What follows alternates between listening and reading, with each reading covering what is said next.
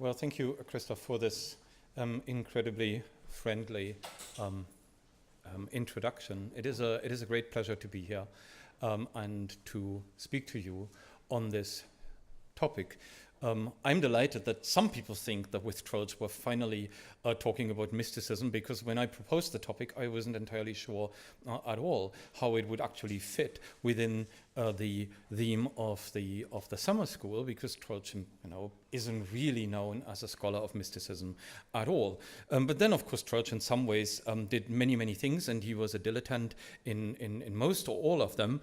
So perhaps it isn't saying so much that he was a bit of a dilettante when it came to mysticism as well.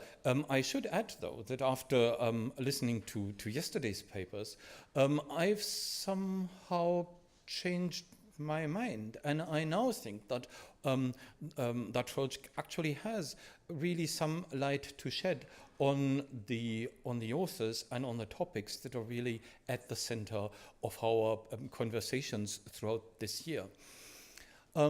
Just to give you a little bit of a taster of what I think will happen in my paper, I would suggest that with Troeltsch we're challenged by an author who, as I said, arguably isn't really a scholar of mysticism. He didn't edit mystical texts. He didn't really comment in detail on major mystical texts. But what he actually does is he challenges us to, in a way, reverse the perspective.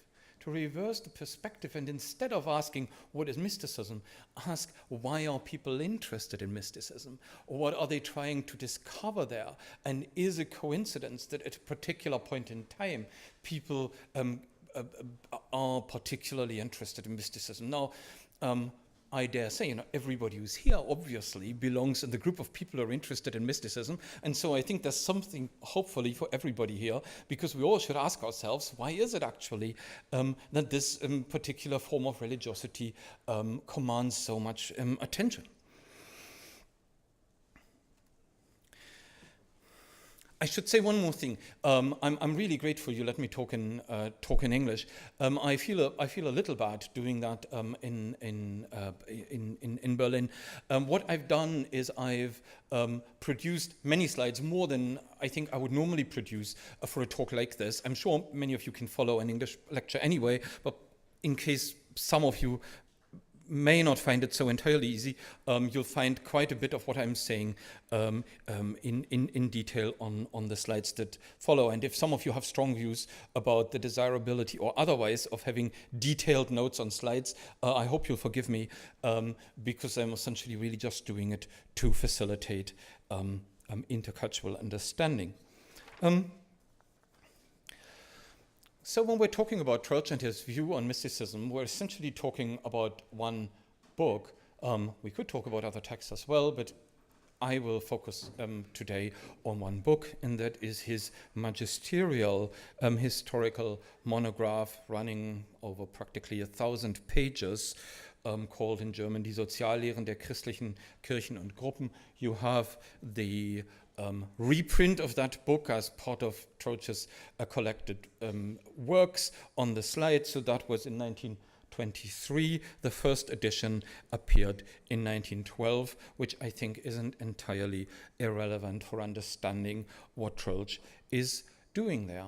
Because my talk in some ways is really about this particular book and the way Troeltsch introduces mysticism in that particular book, it is important to start to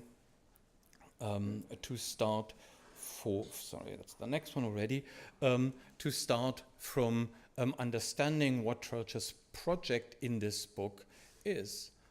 What does he want to achieve?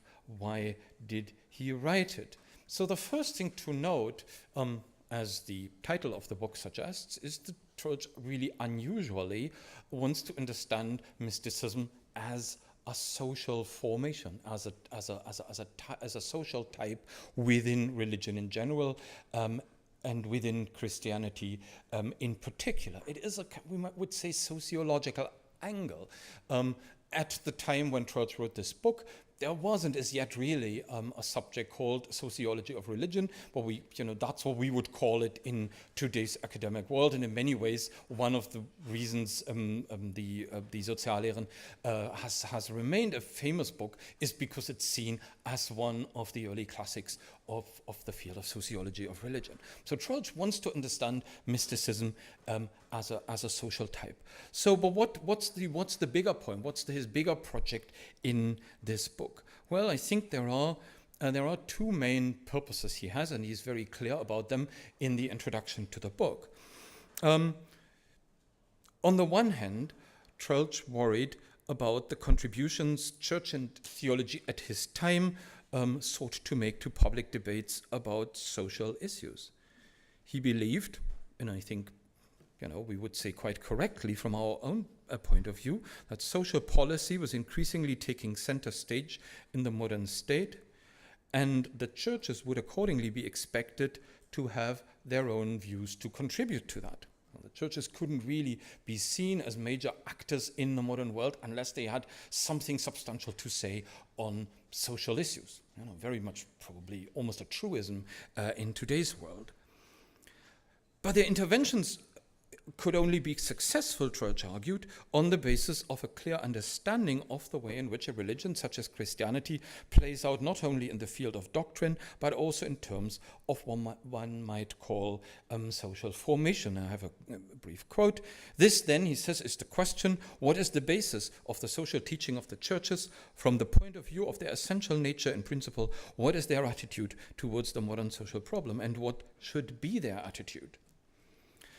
So Troeltsch believed, and you can immediately see how he was totally part of what in Germany at the time was called historicism, historismus, that the way you answer that question is by giving a long history of the problem. Now, from today's point of view, we might be tempted to say, well, that's the worst possible answer, and I can use, because you write a book of 1,000 pages, and at the end, of course, you don't know at all what the churches have traditionally said about social issues. And I mean, it's perhaps a bit unfair to compare poor Troeltsch with a pope, but if you think of Leo XIII, who just a few years earlier had promulgated what's today known as Catholic social teaching, of course, he didn't think it had changed at all. It was based on natural law, and probably Troeltsch was more right than the Pope, but it hasn't changed the fact that we ask who had the bigger impact. I think the answer of that is evident not only in the country like Germany, which of course in so many ways has laws and institutions that have been influenced by Catholic social teaching. But I leave that to one side. Troeltsch in a way takes it for granted. In order for the churches to have a position on social issues, they have to understand the history of social teaching. But, and that's in a way the second, but that's the second point Troeltsch makes in the introduction to his book. We know very little about the history of Christian social teaching, and we know very little because even though there is a proud genre of historical theology, there are all these major histories of doctrine, but most of them are really just histories of ideas, such as, for example, Harnack's great history of dogma. So what Troeltsch is saying isn't really that history of dogma is bad, but he says it's not enough. Christianity wasn't a philosophy. As a religion, it had always integrated doctrine and social practice. So what does he want to achieve with the Soziallehren? As he said, ultimately he wants to give a foundation to the contribution that churches could make to social policy, but in order to do that, he writes a history, and he wants it within an academic context to be something like a companion piece to the existing major histories of doctrine.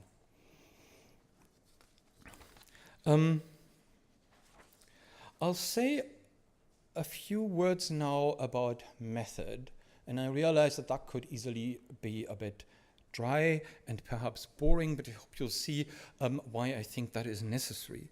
Because I think that in order to understand how Troeltsch is proceeding in his book, we have to see that there's a tension between two different approaches, methodological approaches he takes. On the one hand, Troeltsch follows the model of ideal types, Idealtypen, which were championed by his colleague and close friend Max Weber.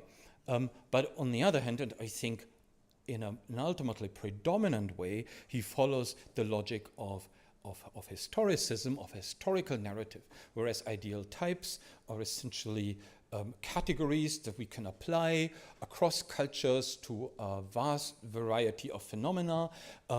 In the interest of a kind of comparativist study, the logic of historicism is actually much more geared towards unique phenomena that we can understand as determined by their historical context. Now, why? How does that tension play out? Perhaps the most well-known aspect of Troeltsch's book is the typology that he's introduced of church and sect. So even if today you open a textbook for the sociology of religion, chances are you will find, the one time Troeltsch is really mentioned there is with this typology of church and sect as two different types in which religious communities can be organized. I'm not going to explain that in any more detail, but what's really interesting is that yes, on the one hand, we can see this as an ideal type, as a form that can be applied everywhere.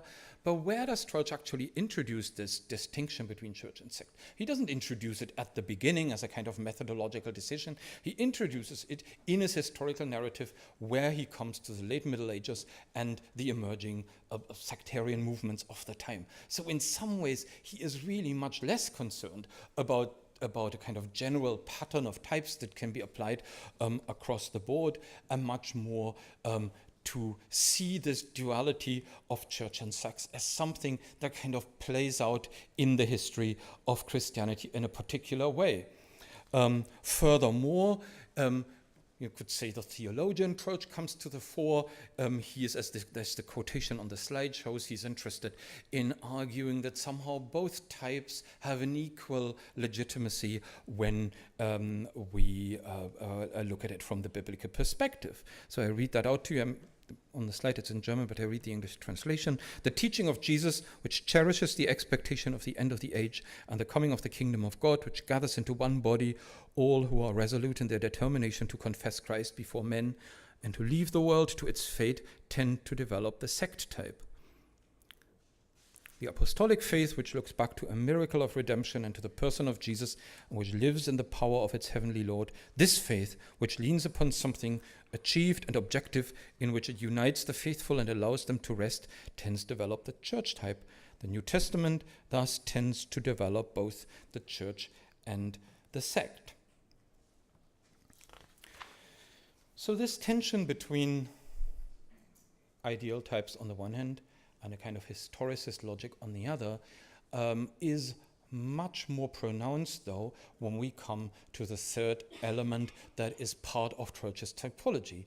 Once again, you look at textbooks of the sociology and religion, they will tell you church-sect typology is introduced by Troeltsch, but actually in Troeltsch it is church, sect, and mysticism. So it's three forms that he wants to introduce. The third one, the mystic type, which is obviously what I'm talking about today, is a little bit the forgotten sibling of the other two. And that is even though for Troeltsch himself, this third element of the typology is in a way much more important, or at least of particular importance in his own presentation of the material.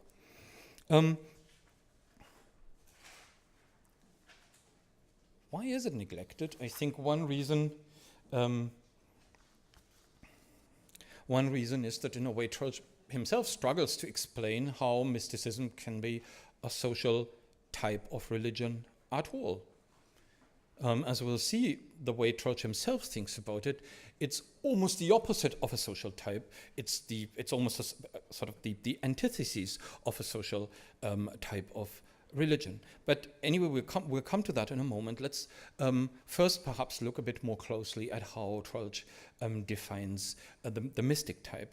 Now, Christoph Markschies last night already told us about broader, wider, and narrower definitions of mysticism, and I'm afraid Troeltsch himself introduces those as well, though perhaps in a slightly different way from compared to the examples that we were told about last night. So the first definition in the broad sense or wide sense that Troeltsch offers is the following. You have the German text on the slide. In the widest possible sense of the word, mysticism is simply the insistence upon a direct, inward, and present religious experience.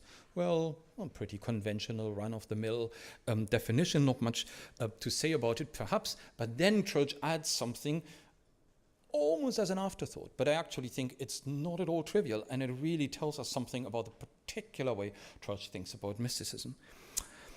He says, mysticism always, the next quotation on the slide, takes for granted the objectified forms of religious life and worship, ritual, myth, and dogma.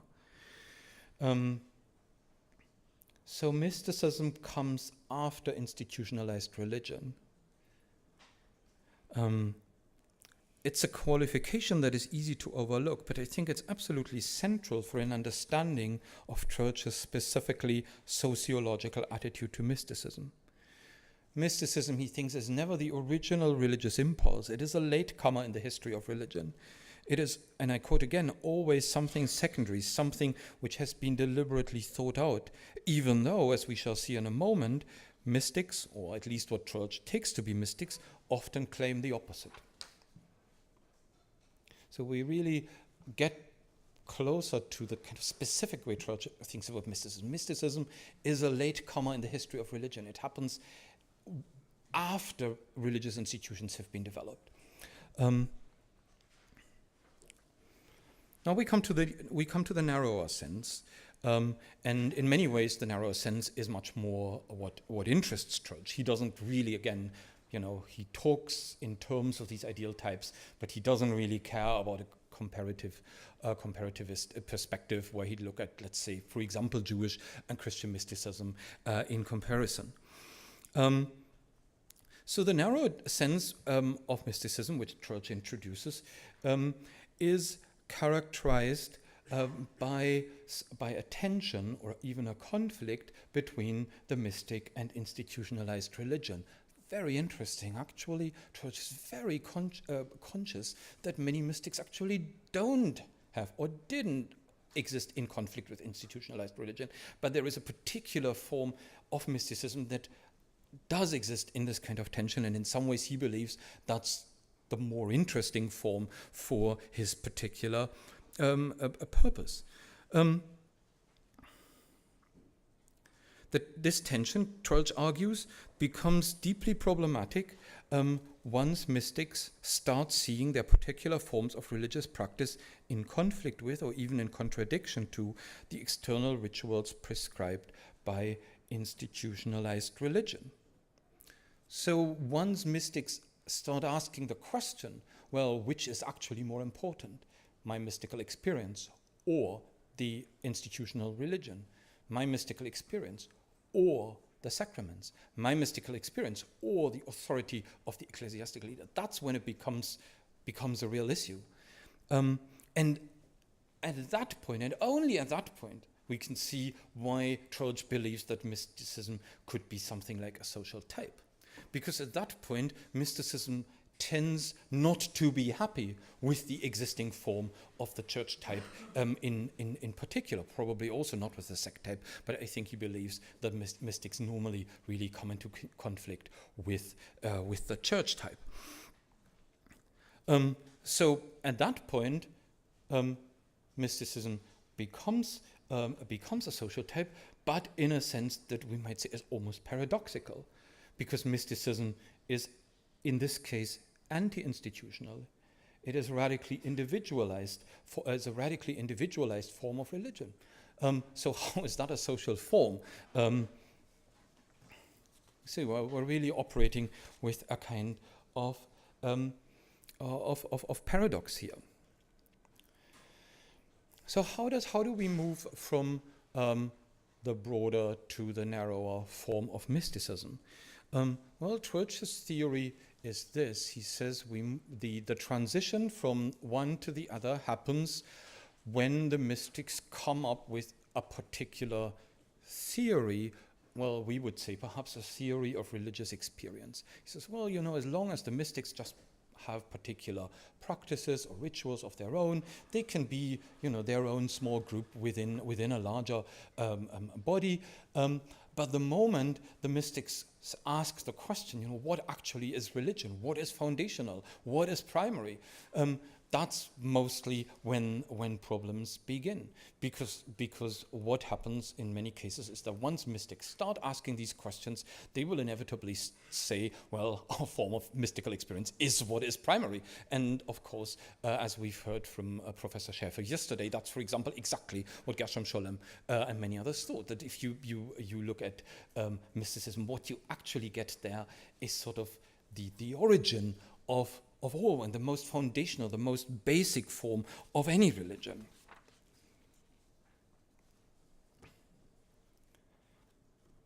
So a theory of that kind, Troeltsch believed, inevitably clashed with the traditional emphasis on outward institutions, church, sacraments, doctrine in Christianity, obviously analogous rules elsewhere.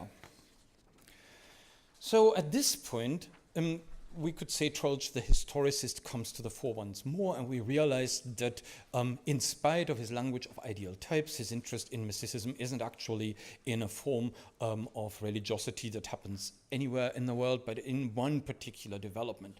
And the kind of mysticism in the narrower sense that he's interested in, for him, is very specifically a phenomenon that emerges in 16th century Europe, especially as part of the Reformation, and even more especially in the so-called radical Reformation. So what Troeltsch says is there is this split in the Continental Reformation. You have the magisterial reformers, Luther, Calvin, Zwingli. If we look at it from a sociological point of view, they more or less retain the church type, sort of, that had existed in Roman Catholicism, but at the same time the Reformation gave birth to much more radical questions about the validity of practically everything that had developed in institutional Christianity. And in this particular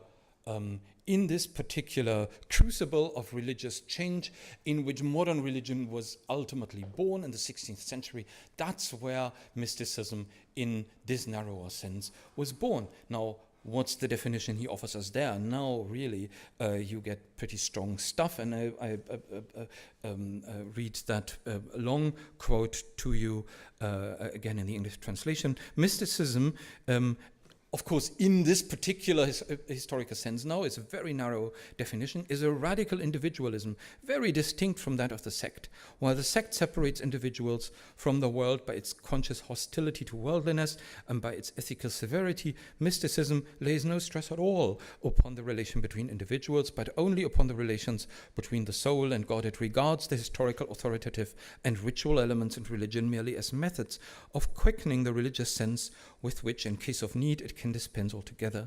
Spiritual religion, in particular, with its intense emphasis on first-hand experience, actually tends to sweep away the historical element altogether, and in so doing, it eliminates the only center around which a Christian cult can be formed. Thus, this kind of religion becomes non-historical, formless, and purely individualistic. And I just mention in parentheses to those who were here yesterday, it's very interesting that Scholem, as we heard from Professor Schäfer, thought mysticism was closely related with the emergence of historical consciousness. So we then perhaps can move straight to Christoph Marxi's famous, mysticism is in the eye of the beholder.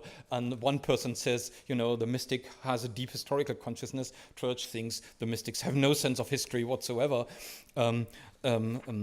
So you get a wide variety of possible definitions. That's for sure.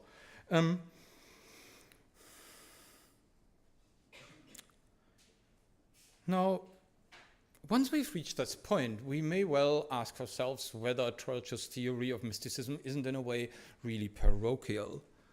Why would the existence of mystical groups constituting a highly spiritualized version of religious community in the 16th and 17th centuries warrant extensive treatment in the broader history of the social doctrines of the Christian churches? Well, Troeltsch's answer to this question would once be that of a historian or historicist. The history of Christianity did not end in the 17th century.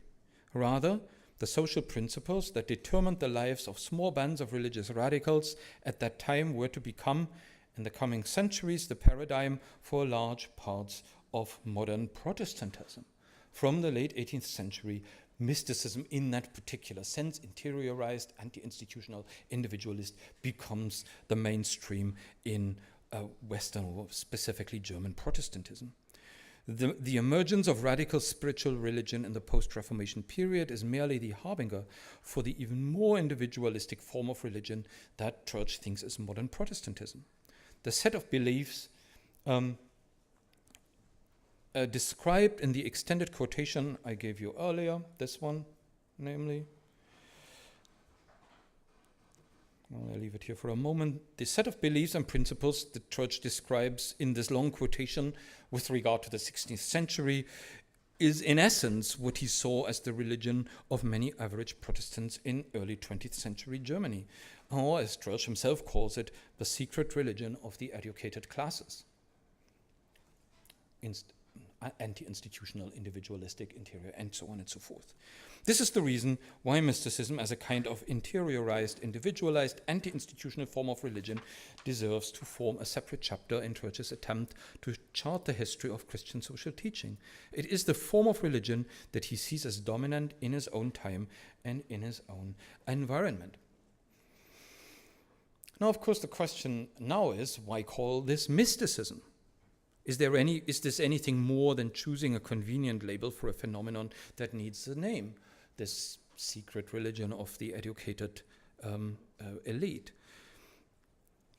Now, I offer in what remains of my time two historical contexts to explain perhaps a bit better why Troeltsch thinks that mysticism is a good name for this particular strand of modern religion that he felt started with the Radical Reformation and then became predominant from the 19th century onwards.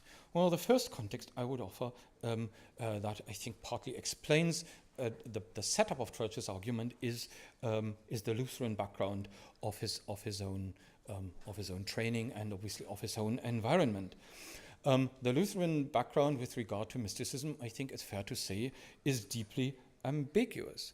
On the one hand, the academic environment in which Troeltsch was brought up, the school of the great 19th century theologian Albrecht Ritschl, was openly hostile to anything that smacked of mysticism or was called mysticism. Ritschl saw it as the Catholic outgrowth of a Platonic idea of God that was incompatible with the teaching of the Bible. He wrote a 3-volume history of pietism, more or less to prove that where mystical ideas had been received into Protestant theology in the post-Reformation period, that was essentially a betrayal of what the Reformation was all about. You know, we heard about Kurt Flasch, who thought that mysticism was just the invention of Protestants who loved it so much. Well, Ritschl certainly would have disagreed with that. But it isn't only Ritschl.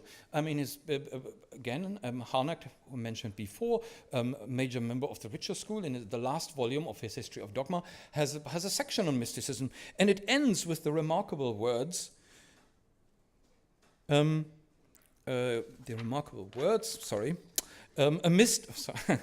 remarkable I couldn't remember them. A mystic, so he calls mysticism Catholic piety in general, and the last sentence is, a mystic that does not become a Catholic is a dilettante. That's Harnack. And other major figure from the Ritschl school, again, sort of Troeltsch's colleagues, contemporaries, Wilhelm Hermann, in his major work, Der Verkehr des Christen mit Gott, Christian communion with God. If Protestant theologians, I'm sorry, I just have the English quotation here. If Protestant theologians today think that they cannot part company with mysticism, then they really admit that they cannot free themselves from Roman Catholicism. For in Roman Catholicism, mysticism is the essential life of religion. Again, you know, take that, Kurt Flasch. Now, of course, this criticism could not have been so pervasive at the end of the 19th and the beginning of the 20th century had its origins not lain in an earlier and much more defining period of Lutheran identity formation. Troeltsch himself was perfectly aware that all later Lutheran aversion against mysticism originated from the role mystics had played in the breakup of the original Lutheran Reformation. Lutheranism, as nearly all versions of Christianity have sought to do, defined itself as the middle between two extremes. Roman Catholicism and religious enthusiasm, Schwärmerei. That's the, Lutheranism is the healthy mean between the extremes of Catholicism and Schwärmerei. Now, this conventional rhetorical figure is never as powerful as when complemented by the proof that the two extremes are ultimately identical or at least closely related.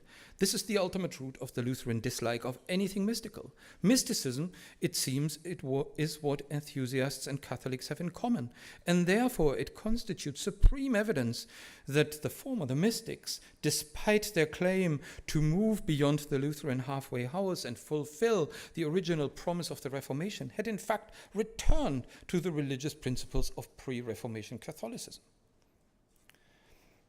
Okay, so that's the Lutheran aversion to mysticism. It goes back to the 16th century, is totally alive in the late 19th, early 20th century. But it is, of course, only one part of the story. At the same time, there's also a lot of evidence for close connection between the Lutheran tradition and mysticism. And one fact, well, I'm sure many of you know about, Luther himself in 1516 edited a mystical treatise called the Theologia Deutsche, or Theologia Germanica, and in the preface he said, give you the quote on the slide, "For this noble book, though it be poor and rude in words, is so much the richer and more precious in knowledge and divine wisdom. And I will say, though it be boasting of myself, and I speak as a fool, that next to the Bible and St. Augustine, no book hath ever come into my hands, whence I have learned or would wish to learn more of what God and Christ and man and all things are." And that deep influence of mysticism on the Lutheran tradition continues with major spiritual authors such as Johann Arndt in the late 16th century, who was massively criticized by his Orthodox contemporaries because they could see that in his book True Christianity, many pages were essentially just copied from pre-Reformation mystical texts. But at the end of the day, Arndt's book has been a total bestseller, one of the most influential books in the Lutheran tradition. Or then again, Spener, a man or most influential figure of the Pietist movement, writes in 1680, "I'm assured that in the Dark Ages of the papacy there was present in mysticism, however, more power and light than in the thorny polemic scholastic theology, which spoke little to the heart. I doubt that Luther owed so as much to any scholastic as he did to Tauler and similar writers." That's what Flasch thought about, right? But it isn't the mainstream. We might say the outsiders in the Lutheran tradition. No doubt, the theological polemic against mysticism within Lutheranism is to some extent overcompensating for an awareness that mysticism, in fact, was in an often unacknowledged way part of their own tradition. But why was it so difficult to acknowledge it? Well, along the lines of Troeltsch's argument, the answer would appear fairly straightforward.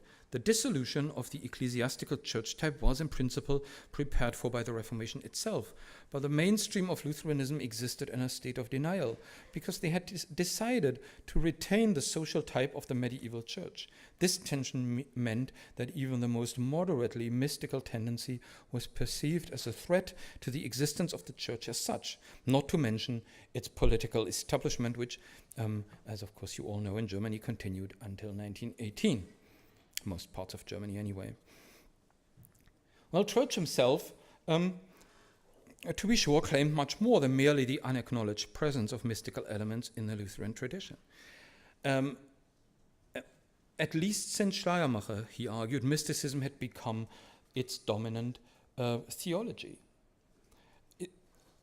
We must recall at this point something that I said a little earlier, that according to Troeltsch, the transition between what he called the broader and the narrower understanding of mysticism happened when the mystics made for themselves a theory of religion that defined individual interior experience as the most foundational element of religion. Now, of course, that is exactly what happens in Schleiermacher, and it happens in many other theorists from that time onwards, and way into Troeltsch's own time. We think of people like William James and Rudolf Otto.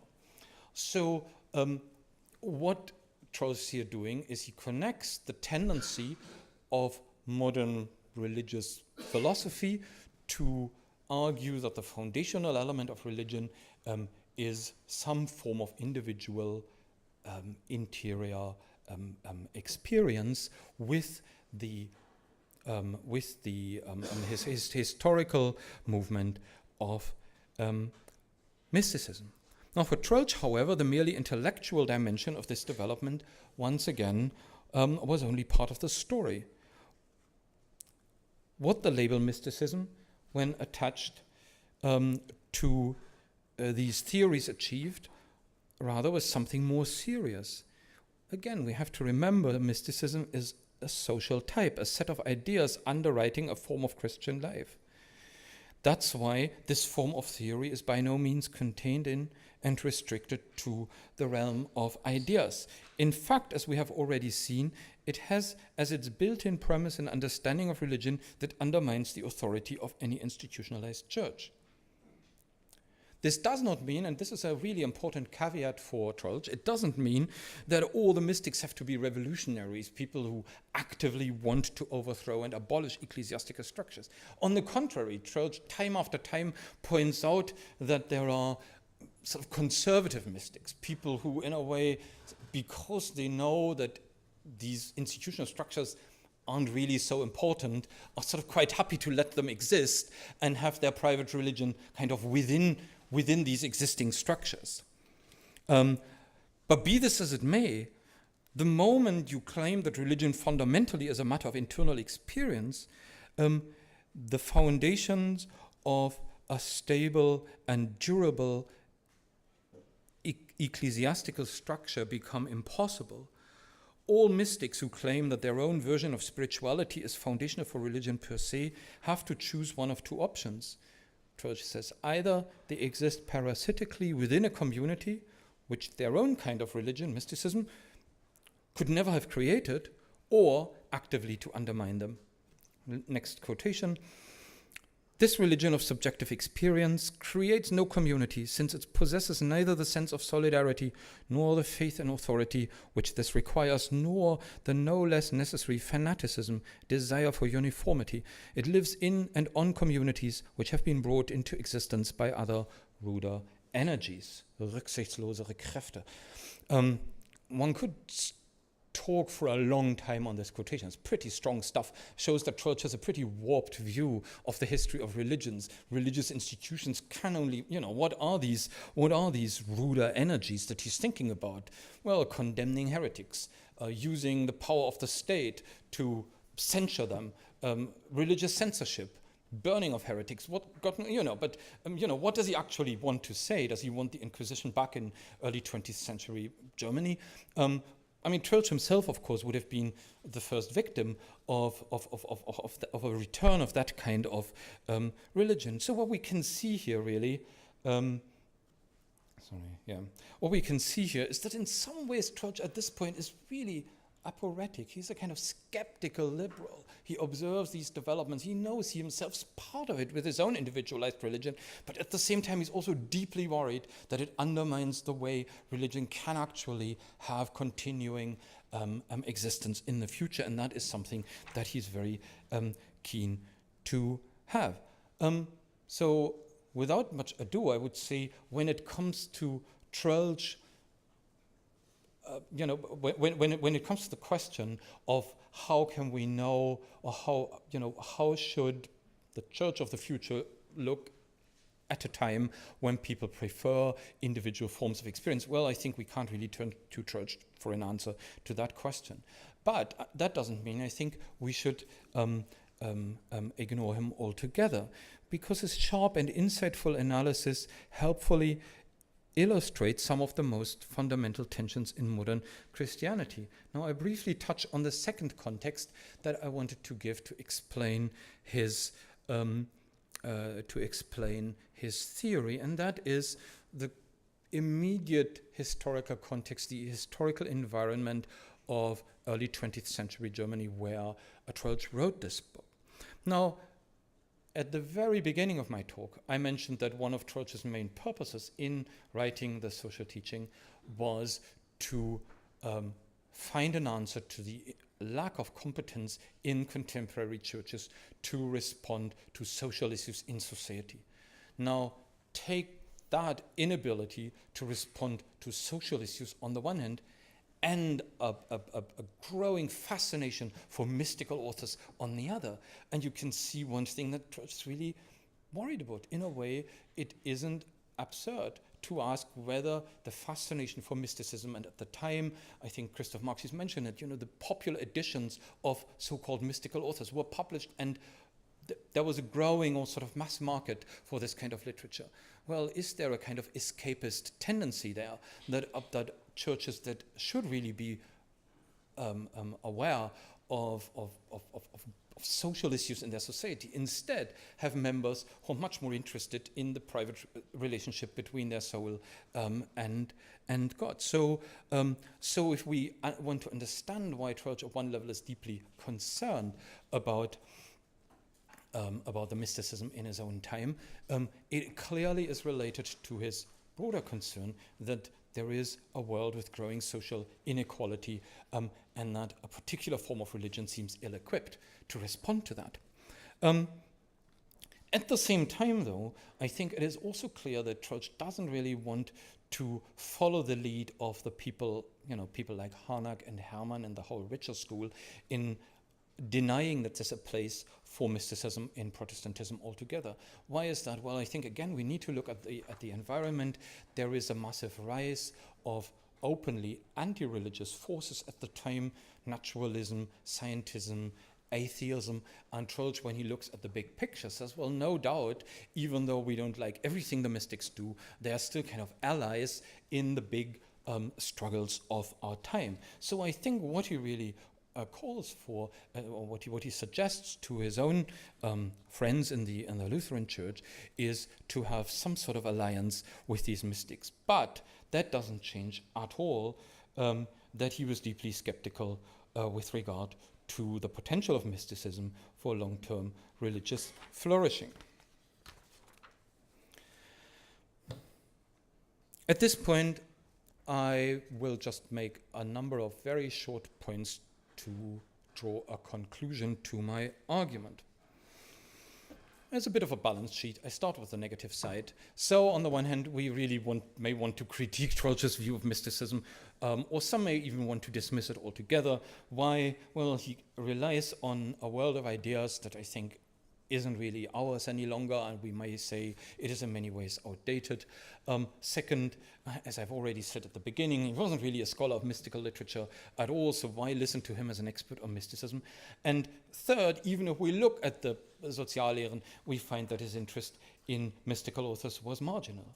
And yet, I think, Troeltsch also defies expectations. So one thing I think it's very interesting. There's been this whole literature in recent years pointing out that how wrong it was historically to see all mystics as anti-institutional or opposed to traditional religion. And I think, if there's one thing that Troeltsch is absolutely aware of, is that, you have these two types, and this what he calls the broader sense of mysticism. It's no problem for him to accommodate that in his own theory. People like Bernard of Clairvaux or Hugh of St. Victor, he's perfectly aware of the fact that they were just, normal Catholics by the standards of their own time. Second point, why we should be interested in Troeltsch, I think he shows, or flags up at least, how modern interest in mysticism coincides with anti-institutional interest in religion. The early 20th century, but of course in many ways that's not changed at all. If anything, we could say it's become much more acute over the past century. Third point, I mean, I really find challenging. I want to disagree with it, but I think is very good to think about it. You know, his reflections on a form of religion that he says relies on ecclesiastical structures, even though it seeks to deny their importance. And however we want to think about that in the end, I think it's very topical today. Mysticism, we might conclude, has become the secret religion of the educated classes. I say mysticism in Troeltsch's sense, way beyond German Protestantism today. And with this, I thank you very much for your attention.